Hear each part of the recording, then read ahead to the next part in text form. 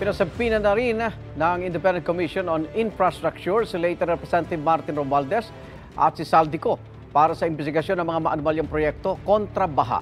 Ayon sa ICI, posibleng ipatawag si dating DPWH Secretary at ngayon Senador Mark Villar. May unang balita si Joseph Morong.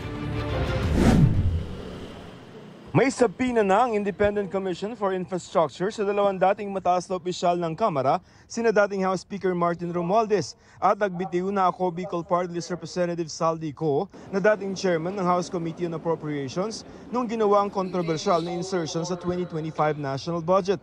Closed door pa rin ang proceedings.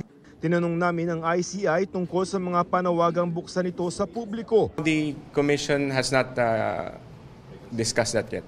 But I'll probably ask them about that because they know about the request that it be live stream. Humarap sa ICI si DPWH Undersecretary Emil Sadain at si dating Undersecretary Roberto Bernardo. Sir, comment lang, dinideny ni Senator Escudero yung mga accusations niya. No need to push her. Pero hindi nagsalita si Bernardo.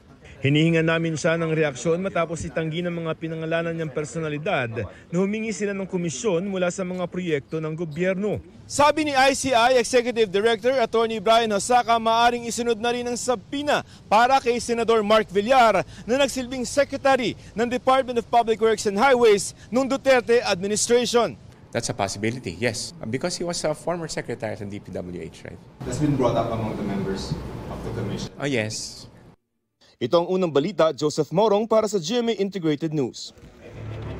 Igan, mauna ka sa mga balita, mag-subscribe na sa GMA Integrated News sa YouTube para sa iba't ibang ulat sa ating bansa.